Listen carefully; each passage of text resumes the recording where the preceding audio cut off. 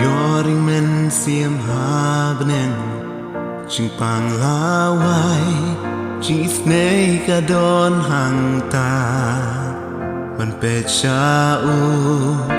Layang ban pen im yang Ban yai pat u Ching tu ki arta ba Kan sa poi ka sngi Bangin dem ha ma jong u Kan sa poi ka sngi Ba jing yap kam don shu Ngin yang mar mat hi Bad u la ya bad la mi pa Ba ku long u try Man ki jing duai Man nghi duai ha jing ku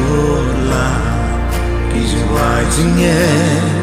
Man nghi duai den jing ye Haka ba ku Hindi ba ka don ka non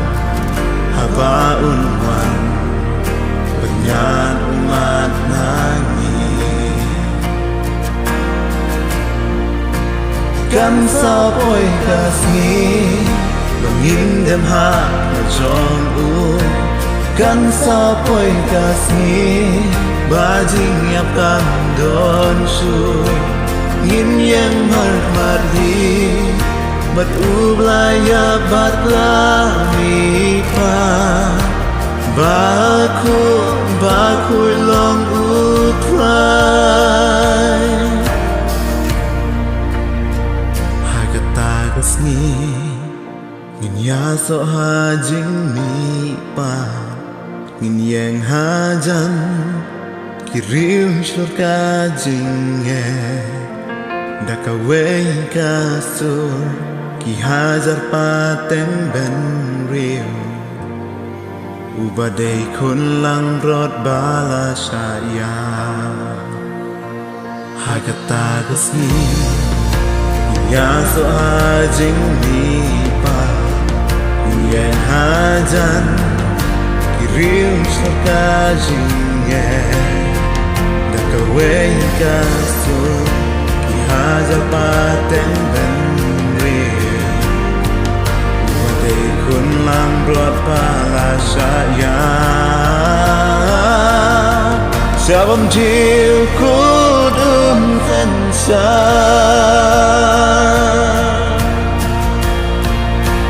Ai kan long menta Ngin pertaki suka benen Bat ki angel bat riu ku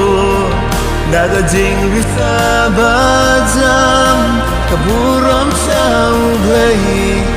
Lapenim hadin ka jing ya Baku long try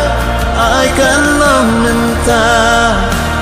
Berkati suka ben Baki angel bad riuko Daga jing bisa bajam Kaburam sao blay Penim hadin kating yang Baku long utay Baku long utay